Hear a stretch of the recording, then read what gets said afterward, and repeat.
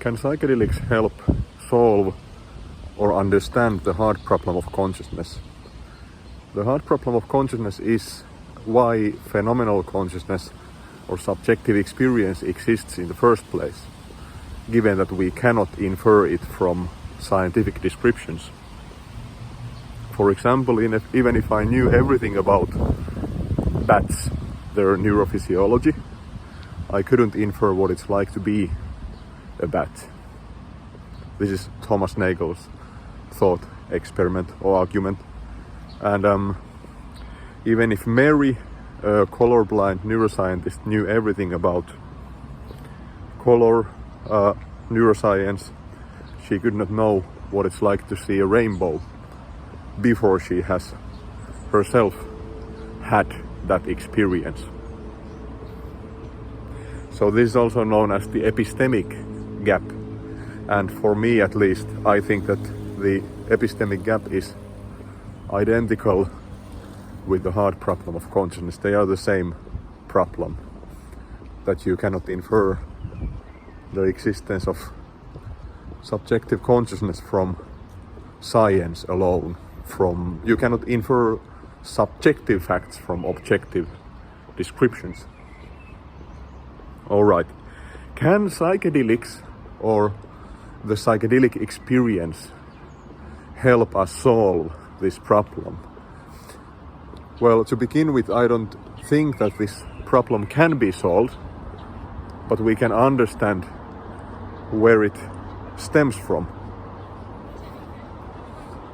So, I recently wrote an article that is forthcoming in a book about Mary on acid. That's the title of the article, and it presents Frank Jackson's a variation of Frank Jackson's original thought experiment about Mary, the colorblind neuroscientist who has never experienced colors. So now we have Mary again, but this time she is naive about psychedelic experiences. She has never had a psychedelic experience herself. So can she know what it's like to undergo an acid trip before subjectively having one based on neuroscience alone? If she knew everything about neuroscience and how acid affects your serotonin system and so on. I take it that the answer is negative. She could not know what it's like before having it. So then the question is, what does she learn when she has the experience for the first time, the psychedelic experience? So why focus on psychedelic experience instead of this original Mary scenario? Well, there are at least two reasons. First, the original Mary case is a bit problematic because nobody has regained or gained color vision after, if they have been all their life colorblind. So it's like, it's not a realistic scenario. Another reason is that or by contrast, everybody can have a psychedelic experience. I don't recommend it if you have any like contraindications, and you should prepare it properly. But in principle, everybody can have the psychedelic experience. So we know what they are like, and we can ourselves get to know what kind of process it is and how it differs from what neuroscience tells us about it. Of course, we don't know everything about psychedelic experience. We know very little. We know about the diminishing activity in the default mode network. Neuroscientifically speaking, I mean that in the original thought experiment, we suppose that Mary knew everything about color vision. We can't really suppose that, at least in the case of psychedelic experience, we know something. We know what type of knowledge neuroscience can afford. Entropy increases in information processing and these kinds of things. But then, from the subjective perspective, what happens? There are some interesting features. So this is the second reason why we should focus on the psychedelic experience instead of this color blindness version. It's because in psychedelic experience you may have this experience of unity, where the difference between subject and object vanishes. There is no longer I that is experiencing the bush. There is no I that has the sensation of the wind on the skin. There is nothing like that. There is only the flow of consciousness here and now. This. I don't know how to really describe it, but it's similar to these Satori experiences in Zen meditation or Zen philosophy. And it's really ineffable. You cannot describe it because language operates on this subject, predicate, object basis. So the logical structure of language is precludes us from describing this unitary experience, where there is no longer subject, predicate, object. There is just what can be called this, and the word this is an indexical, it just points to this. So now the question is, how can this inform us about the hard problem of consciousness, or what it really means? In the article I argue that this, like consciousness in itself, when it just happens without any subject or object, it constitutes unitary knowledge that is not about anything. It's not knowledge that we have of something. It's not knowledge that we have of our experiences. It's the experience in itself. It's the psychedelic experience in itself, the unitary experience that constitutes what it's like to undergo it. And there is no subject who knows what it's like. There is just this, the happening of it.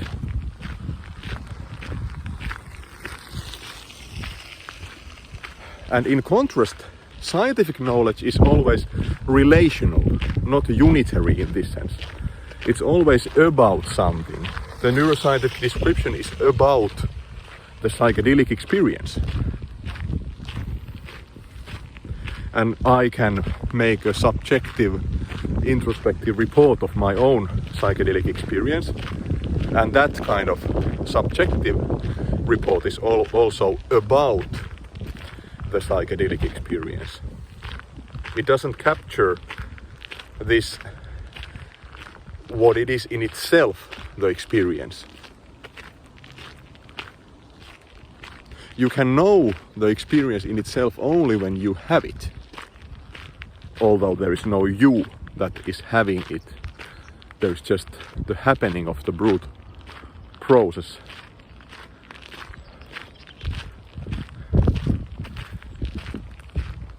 So there is a difference between unitary knowledge that is constituted by existing, being here, alive, in the present moment. So I think that this, all consciousness, not just psychedelic experiences of unity, but instead all consciousness constitutes this unitary knowledge of, no, it's not of anything. It constitutes unitary knowledge that just is. It is the knowledge of what it's like to exist. Although you noticed I again used this term of, because language operates like this. So it's ineffable to capture what this is, what unitary knowledge is. So it's best to just say that unitary knowledge that an experience constitutes is this. Because right now I am having it. Right now I have that unitary knowledge, or rather I am that process which constitutes unitary knowledge. This. So it's really simple when you just understand it. It's the same kind of state that you have in meditation. You don't need any psychedelic substances to understand that. I hope that the wind is not making sounds here.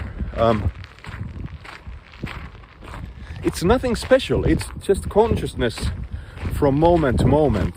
And although I say that it's nothing special, it is special, because it's like from moment to moment, it is this ineffable existence in itself. And it's always distinct from scientific descriptions about it. Science merely models reality, but this is part of reality in itself. So this is why there is this epistemic gap. This is what Mary learns when she has the experience for the first time. What she learns is nothing but the happening of the experience in itself.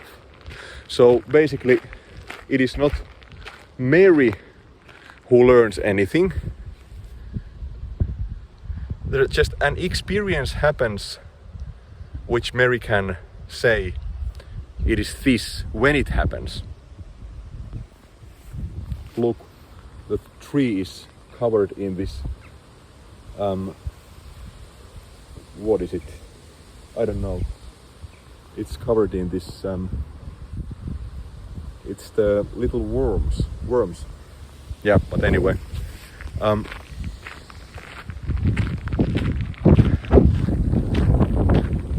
It's not really the case that Mary learns something, that she gains some new kind of knowledge. It is just that the consciousness, the conscious process that Mary is transformed into another kind of state. And this also happens in the classical Mary scenario, when she sees colors for the first time. But in that case, she might not herself understand how seeing the colors constitutes unitary knowledge. Seeing how consciousness in itself is knowledge. In Finnish, this is quite clear, because in Finnish, consciousness is tietoisuus. It comes from the word knowledge. So consciousness in itself is knowledge. It is not knowledge for anyone or about anything. It just is. To be conscious is to know. This is what it's like to be alive. So in the classical Mary case, Mary might not see this kind of unitary knowledge that consciousness constitutes, but in the case of psychedelic experience we can see, because we lose, at least in some cases, we lose the subject-object distinction. I hope the wind is not disturbing. There is no longer subject who knows their experiences. There just is the experience in all its ineffability. And this is what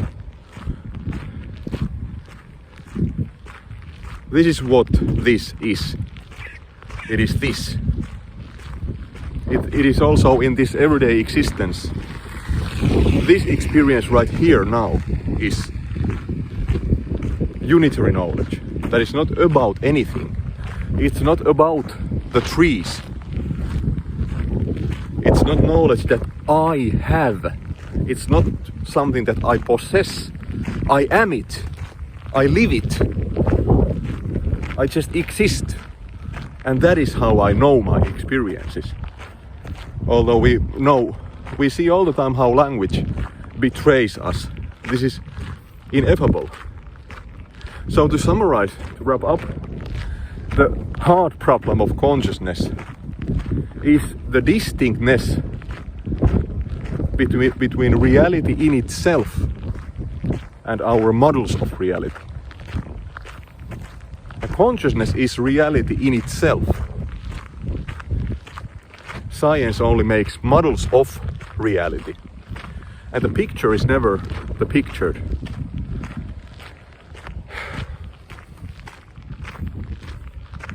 It's the hard problem, or the epistemic gap, is the distinctness between the image and what it's about.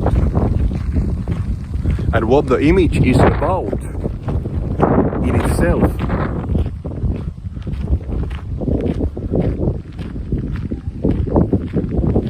is no longer about anything. It just is. It is this. This is it. I hope you get at least some kind of clue what I'm trying to say. And this problem, it's not really a problem, it's just something that is. This is the way it is. That I only can represent those bushes or those houses that I see. I am not that house. So everything that is distinct from myself, I can merely represent. But this is what I am. And this, my own existence, is not something that I merely represent. I am it. It is this.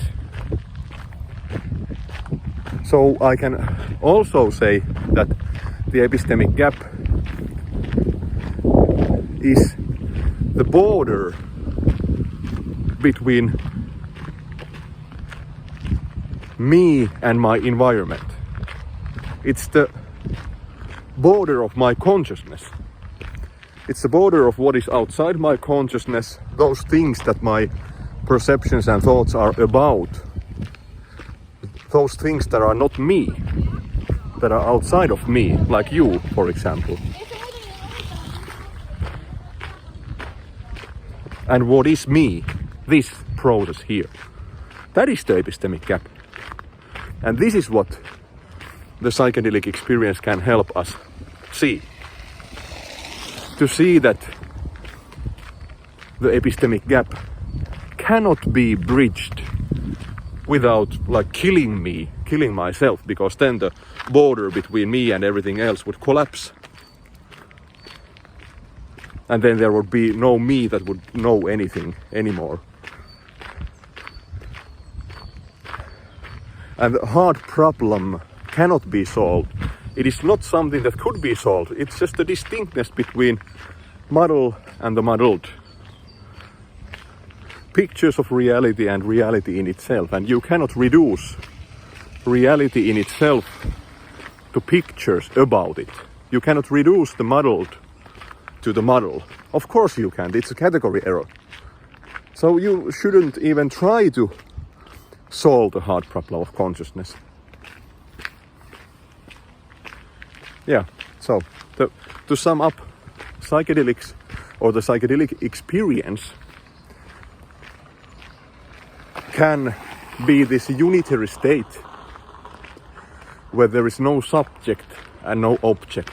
There is just this consciousness in itself without any models of consciousness. Just consciousness as it happens from moment to moment. And we see how that consciousness in itself differs from scientific models about it.